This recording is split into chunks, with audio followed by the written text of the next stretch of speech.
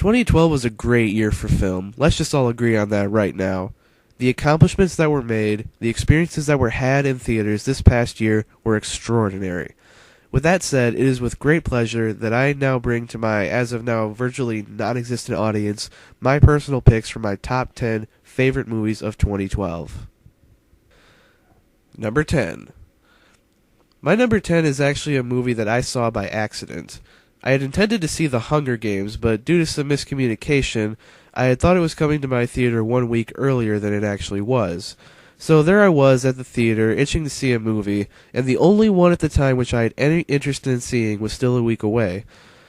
But I wanted to see something. I had a whole evening to waste, and I was going to waste it at the movies, dang it. Then I remembered a movie I'd seen advertised the past few days. It looked like a run-of-the-mill screwball comedy, nothing special, but it could probably garner at least a few laughs. What I ended up getting was unrelenting hilarity. The movie in question is 21 Jump Street. On a side note, I did see The Hunger Games that next week, and it ironically won't be making an appearance on this list, although I did enjoy it quite a bit. But, back to 21 Jump Street. This movie was easily one of the biggest surprises for me all year.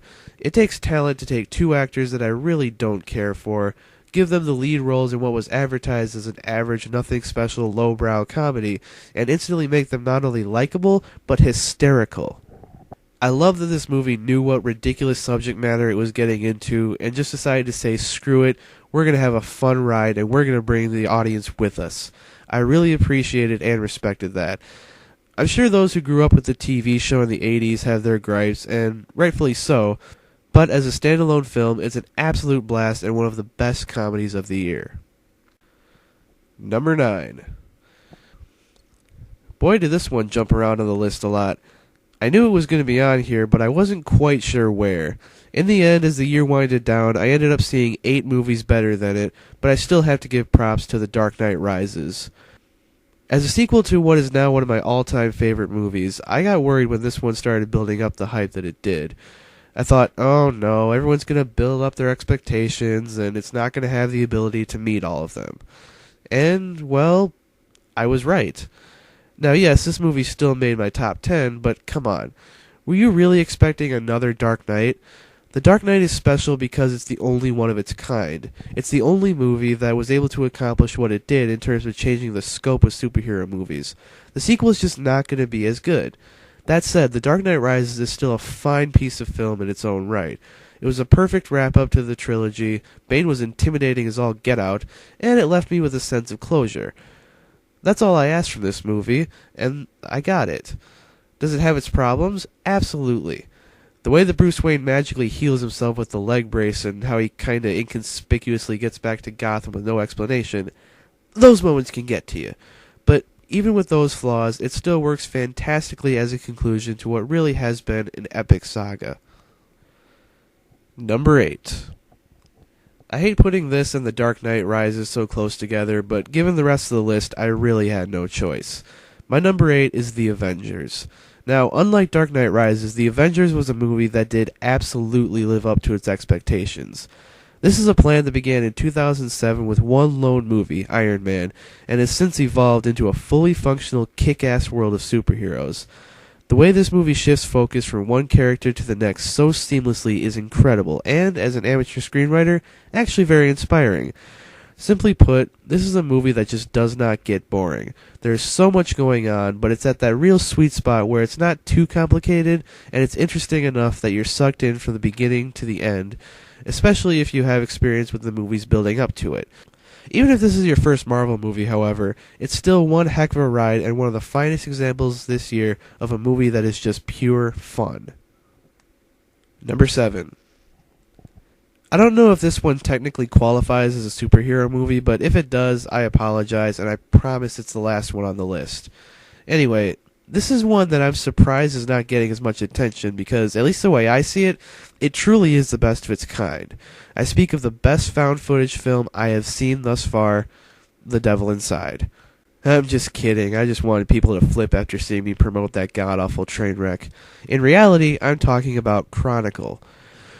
This was one that was advertised really well, and then it came out and everyone sort of forgot about it.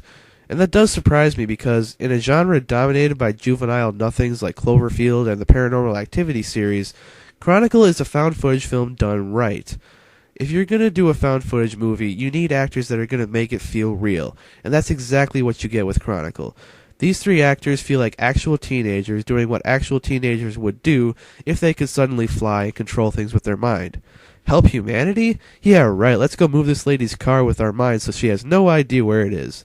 That's real right there. The first half is absolutely hysterical with all their different pranks going on, and then things take a turn for the dark, and all of a sudden it's a compelling drama about an outcast getting revenge on the world that's kicked him to the curb.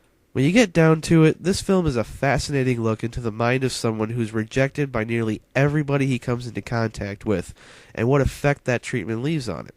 By the end, even with horrible, horrible things starting to happen, you just feel awful for this kid because you know that if people had just treated him with a little bit of kindness, none of these tragic events would be happening.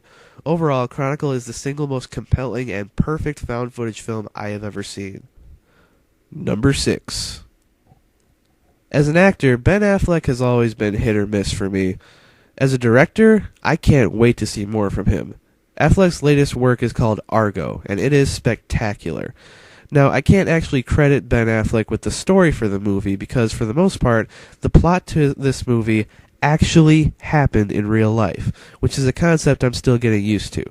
This is a story that you look at and say, this is ridiculous. It's awesome, but it's ridiculous. This could never happen within the confines of reality, and yet it did, and that is just mind-blowing. The acting is stellar from basically the entire cast. Affleck is great, John Goodman is great, Bryan Cranston is awesome, and Alan Arkin is entertaining to no end and easily the biggest scene stealer in the movie. So, with a genius cast, an intriguing story, and a pulse-pounding conclusion that'll leave you on the edge of your seat, it is with great pleasure that I now say to you, go f*** yourself.